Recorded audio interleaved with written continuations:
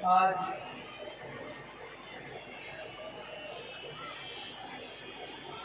आप मूल धर्म सतीपति आरती पूजन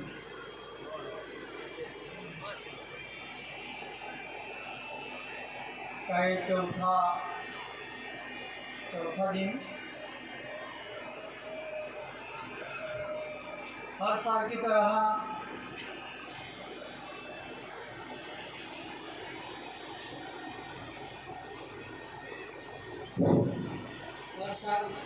हर साल की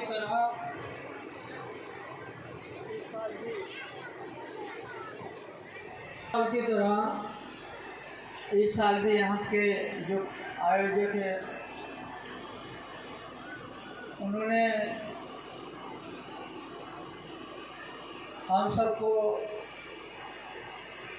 यहाँ पर आप गुलाम बाबा, आप रामनाथ जी बाबा, सती रघु माता, इनका जो इतिहास है, जो 1937 में बाबा ने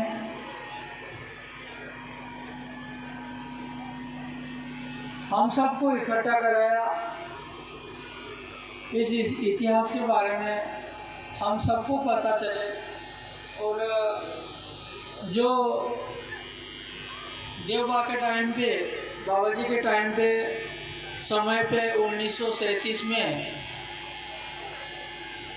जो लाखों समाज को उन्होंने एकत्रित करके दिखाया, और आज भी वो समाज वही राह पर चल रहा, वही नियम शिस्त, वही संस्कार,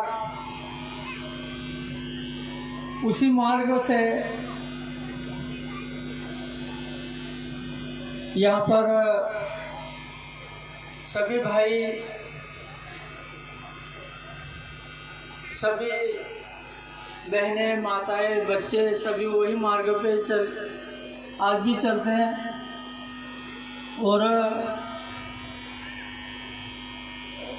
हमें जो मार्ग दिखाया, आज वही मार्ग पे हमें चलना है। जो गुलाम बाबा ने ये कार्य निकाला, हर युग में देखिए आप, हर युग में भगवान का अवतार आता। जब इस सृष्टि पे कोई भी आपत्ति आई, कुछ भी हुआ, तो ऐसे समय पे भगवान का अवतार यहाँ पर आता है और वो उनका काम करते हैं। लेकिन गुलाम बाबा का ऐसा अवतार आया हमारे आदिवासी समाज में, वो राजा रजवाड़े इनके घरों में नहीं आए, हमारे सावधानी करने वाले ऐसे घरों में आया। और इन्होंने इतना बड़ा काम हमारे लिए, इन्होंने इतना बड़ा काम किया कि हमारा जो समाज है, 28 ज्ञाति समाज है, सबको इनका दुख सब दूर कर दिया। ऐसे समय पे इनका अवतार आया जब ब्रिटिश सरकार यहाँ पर थी, उनका राज्य चल रहा था। लेकिन बाबा का जब अवतार आया था, वो भगवान का अवतार था। इनके साथ में ही वो भगवान थे। रामनाथ जी बाबा का अवतार आया, रामनाथ जी बाबा ने कुछ और ही करके दिखाया। गुलाम बाबा का इतिहास देखिए, रामदास बाबा का देखिए, रघु माता और बाबा जी, इन सबका अगर आप विचार करोगे तो ये सब हमें संभालने वाले, हम सबको लेके चले, सबको लेके चलने वाले ऐसे ही महापुरुष रहे। गुलाम बाबा ने जब ये आरती निकाली, हमें तो हमारे भगवान का पता नहीं था, हमारा धर्म का पता नहीं था, हमारा कौन सा धर्म है क्या है, जो आए उनके पीछे चलो, इसे दूसरा कुछ भी कोई नहीं कर सकते थे। वो समय भी हिंदू मुसलमान क्रिश्चियन ईसाई सब ये धर्म, सब धर्मों में हमें बांट लिया था। अभी भी हमें धर्मों में बांटा जा रहा है। लेकिन बाबा ने आप मूल धर्म की जब स्थापना करी तो सबको इकट्ठा करा। बाबा ने कहा था ये जीव मात्र का उद्धार करने के लिए मैं आया हूँ, और उन्होंने, गुलाम बाबा ने ये सब करके दिखाया, करा उन्होंने।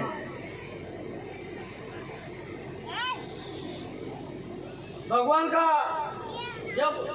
उनका जब ये अवतार आया, हर एक युग में आप देखिए राजा महाराजा के घरों में अवतार आए थे।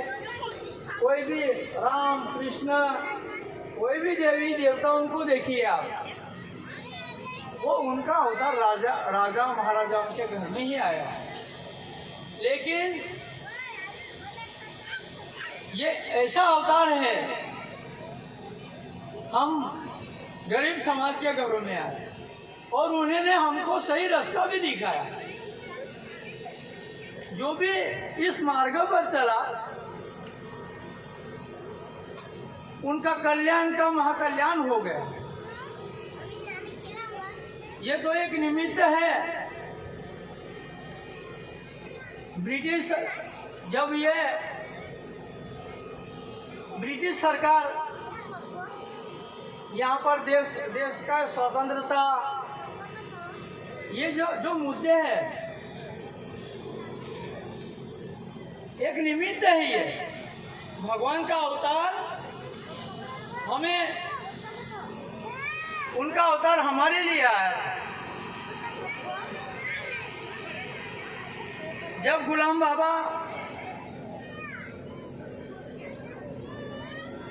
बाबा ऐसे कोई भी गांव में जाते थे, एक बार पास में एक गांव है, वहां पर उनको बुलाया गया था। तो परिस्थिति तो बाबा तो इतने लाखों समाज को भी खिलाते थे, हजारों समाज, लाखों समाज बाबा जी के साथ में भी थी। लेकिन ऐसे भी लोग थे अपने समाज में भी, तो उन्होंने बुलाया और बाबा जी को उन्होंने खिलाया, बैठने को सब व्यवस्था करी। बाबा जी ने भी उनको बोला कि अपना ये जो भी खिलाने पिलाने वाला था, जो कार्यक्रम लेने वाला था, उसको बाबा जी ने बोला अभी आपने हमारे लिए इतना करा, इतना बड़ा कार्यक्रम भी लिया, तो अभी आपको कुछ मांगना है तो मांग लो। तो वो हंस के बोलने लगे, मेरे पास क्या कमी है, खेती बाड़ी सब, घर दार सब तो है मेरे पास, जंगला है, इतने बैल जोड़ियाँ हैं, मेरे पास क्या है, आपके पास तो खाली कंबल है, दूसरा तो कुछ भी है भी नहीं। तो बाबा ने उनको कहा ऐसी वस्तु आप मांगते हो कि वो कभी भी खत्म हो सकती है, कभी भी खत्म हो जाएंगे ऐसी वस्तु, इसका क्या करोगे तुम? धन दौलत, खेती बाड़ी, पैसा, इनका क्या करोगे? आज आप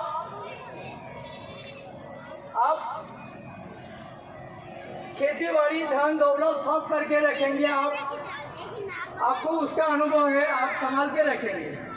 लेकिन आपकी जब उम्र पूरी हो जाएगी, उसके बाद में आपके बच्चों को उसका अनुभव भी नहीं होगा कि ये वस्तु कैसे कमाई जाती है, और आपके बच्चे ये सब ये सब उलझा देंगे, ये सब आपके घर से चला जाएगा जब आपको मालूम पड़ेगा कि सही सुख किसमें है, सही क्या है, गलत क्या है। ये सब जब मालूम पड़ेगा, ऐसा बाबा जी ने उनको कहा था। बाबा जी तो बोल के चले गए। उम्र के हिसाब से जब ऐसा समय आया उसका भी, तो उनके लड़कों ने तो कुछ भी रहने नहीं दिया। बाबा ने उनको कहा भी था कि ये जो सुअर है ना, ये सुअर तुम्हारे घर में से ऐसे निकल जाएंगे तुमको, और तुम कुछ भी नहीं कर सकोगे उस समय पे ऐसा। तो वो मकान में से ऐसे सुअर दौड़ते फिरते थे सब, और उसको बीमारी लग गई थी। बच्चे हैं तो सब अलग अलग हो गए, सब मजा में घूम रहे फिर रहे, उनके पास उनको तो देखने वाला भी कोई नहीं। तो वो सुअर के बच्चों को ऐसा देख देख के वो बहुत रोता था कि भगवान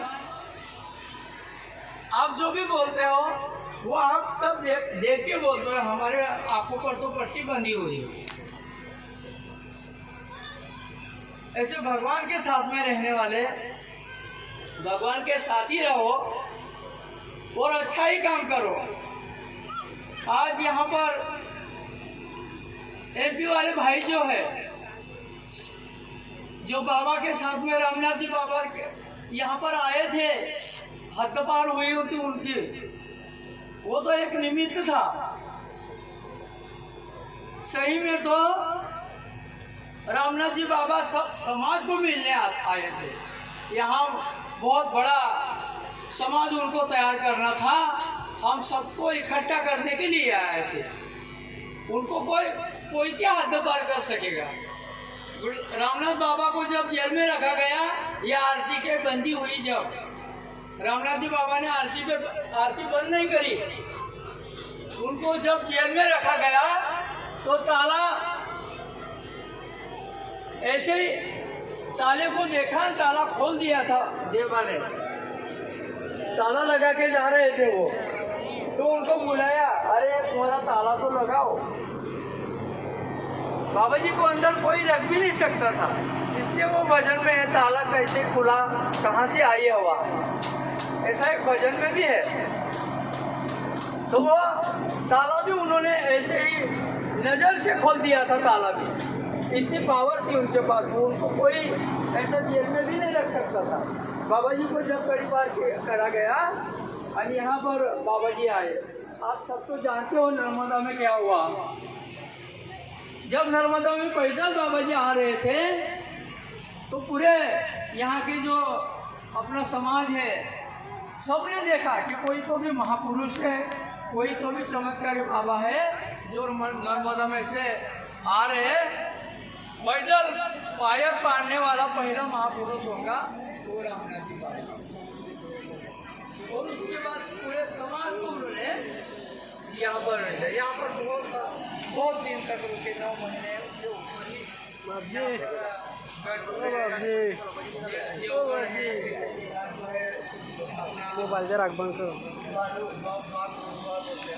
वहाँ है। ऐसे बहुत सारे ठिकान पे रुके।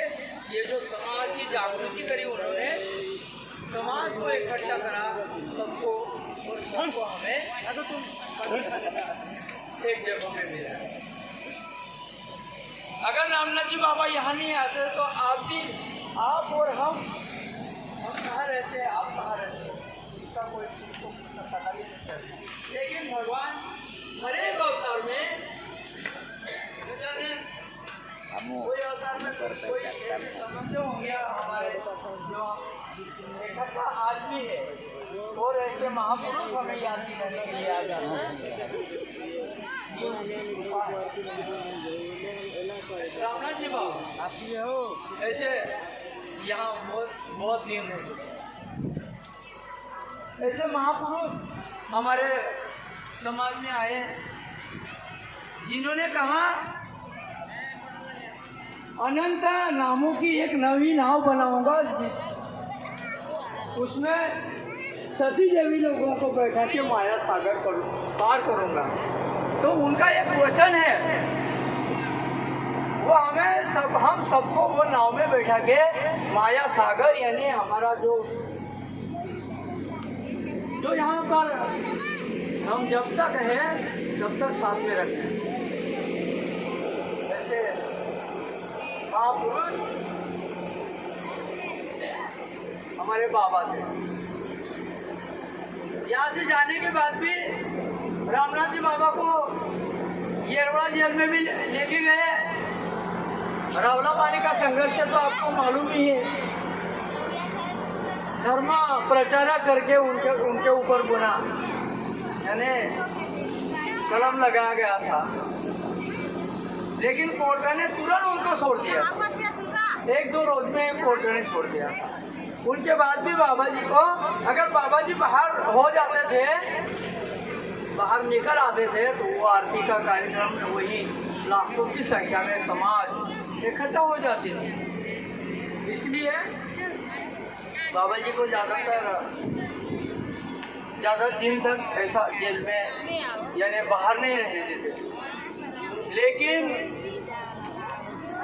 हमें कोई अगर जेल में डाल देते तो हमें हमारी परिवार की चिंता होती है, हमारे घरदार की चिंता, बच्चों की चिंता होती। लेकिन वो महापुरुष ऐसे थे, उनकी जेल होते ही सब समाज तैयार हो जाता था। और जेल में रख भी येरवड़ा जेल में थे बाबा, तो यहाँ से सब उनका परिवार यानी उनकी माता यानी उनकी पत्नियां, 64 तो उनकी पत्नियां थी। उनके कितने बच्चे होंगे उनका रिकॉर्ड भी था हमारे पास में। लेकिन वो उम्र के हिसाब से या तो कुछ भी भगवान ने रखा नहीं होगा, नाम भी कुछ नहीं हमारे पास में रखा। बाकी है यहाँ पर सबको मालूम है, वो माताओं के नाम भी मालूम है, सब रजिस्टर भी है। तो ये सब भजन कीर्तन करते वो जेल में जाते थे वहाँ, और वहाँ से बाबा जी छूटे कि उनको भजन कीर्तन करके यहाँ पर लेके आए। ऐसा चलता था। और अभी भी जो बाबा जी है, आपको तो मालूम है, ये सब संभालने वाले,